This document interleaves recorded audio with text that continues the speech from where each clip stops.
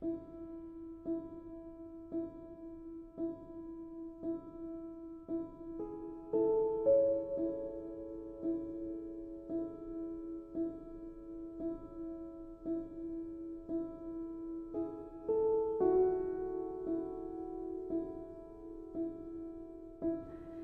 det bedste for at skabe god arkitektur og godt design, at folk sidder her dag og nat.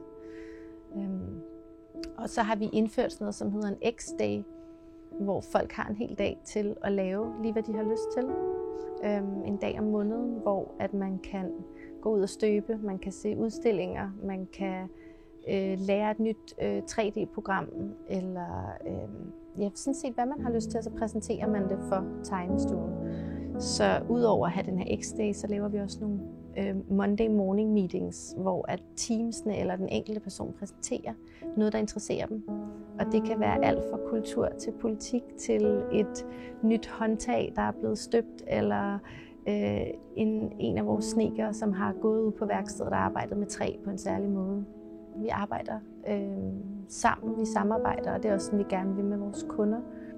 Jamen det der med at forstå, jamen, hvad er deres visioner, hvad er deres drømme, hvor ser de, hvor vil de gerne hen, og samtidig også, hvad kan vi udforske, eller hvordan kan vi gå ind og rykke dem. Altså det at skabe noget uforventet er også en af de ting, vi elsker, altså det som den eksplorative del, at man kommer og får en overraskelse, eller oplever noget, man ikke havde troet, man kunne, og det at sådan udforske, altså være eksplorativ, er noget af det vigtigste for os. Vi bliver ved med at have den her nysgerrighed, bliver ved med at stille spørgsmål til, hvordan gør vi tingene? Kan vi gøre tingene bedre? Hvad er det for nogle materialer, vi bruger?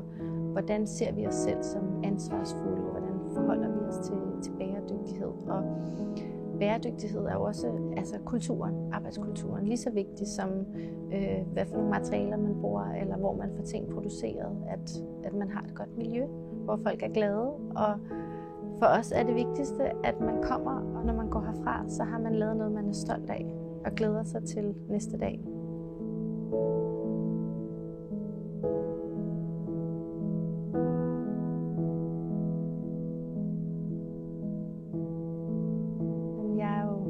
Vokset op med, at min far er arkitekt, og min farfar var arkitekt af meget klassisk forstand.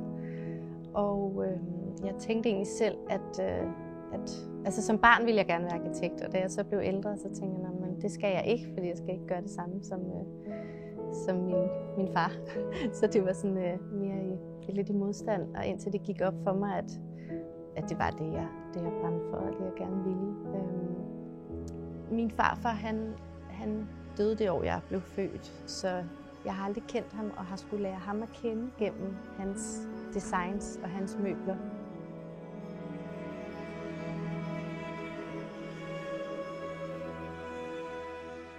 Og jeg kan da godt huske som barn, at når min far skulle hente mig, så var jeg nogle gange, måske lidt ofte en af de sidste, der blev hentet.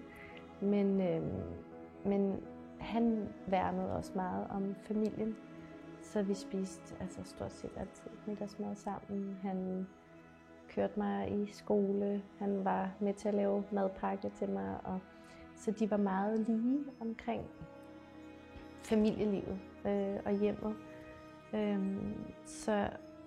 Så jeg har bestemt ikke manglet noget fra ham på noget tidspunkt i hans opvækst, og det er da fascinerende, at man kan have så stor en virksomhed og samtidig være til stede for sin familie. Og det har min far altid været enormt god til.